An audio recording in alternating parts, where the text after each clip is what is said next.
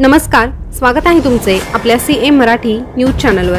आज पुन्हा एकदा एक नवीन माहिती घेऊन तुमच्यासाठी सज्ज झालो आहोत। मृतदेह घरी नेताना ॲम्ब्युलन्स स्पीड ब्रेकरवर जोरात आदळल्याने पांडुरंगाचा पुनर्जन्म झाला आहे। पण हा चमत्कार कुठे घडला आहे, कसा घडला आहे याविषयी संपूर्ण माहिती आपण जाणून घेणार आहोत। त्यामुळे व्हिडिओ शेवटपर्यंत आवर्जून ऐका। एखाद्या चित्रपटाला शोभेल अशी घटना कोल्हापूरच्या कसबा बावडा या ठिकाणी घडली आहे। कोल्हापुरातील कसबा बावडा परिसरात राहणाऱ्या पांडुरंग उल्पे यांना चक्क एका स्पीड ब्रेकरमुळे पुनर्जन्म मिळाला आहे। 16 डिसेंबर रोजी सायंकाळी 65 वर्षीय पांडुरंग उल्पे यांना अचानक चक्कर आली आणि ते घरातच कोसळले।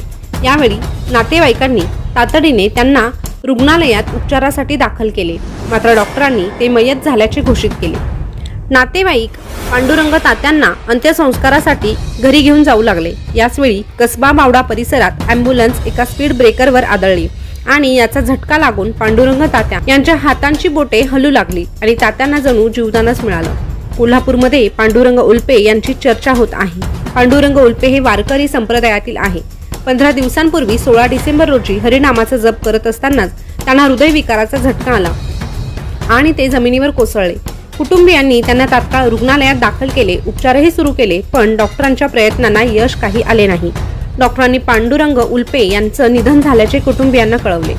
उल्पे कुटुंबावर दुःखाचा डोंगर कोसळला। घरी अंत्यविधीची तयारी सुरू झाली आणि ॲम्ब्युलन्समधून तात्यांना घरी घेऊन ते निघाले, पण त्याचवेळी कसबा बावडा येथे रस्त्यात बसलेल्या धक्क्याने त्यांची पुन्हा हालचाल सुरू झाली।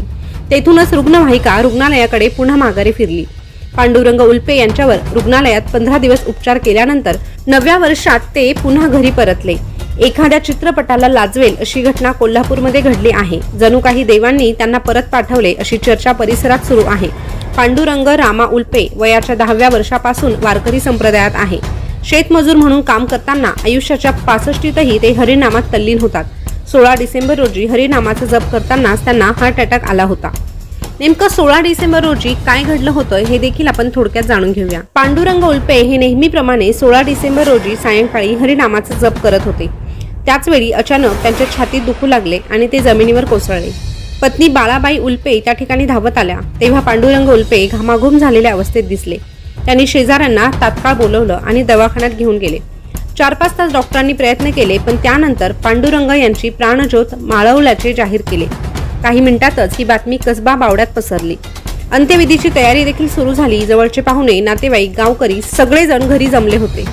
पांडुरंग उल्पे यांचा मृतदेह घरी परत घेऊन येत असतानाच गतिरोधकावर रुग्णवाहिका जोरात आदळली आणि त्यानंतर पांडुरंग यांच्या हालचाली सुरू झाल्याचं कुटुंबियांच्या निदर्शनास आलं।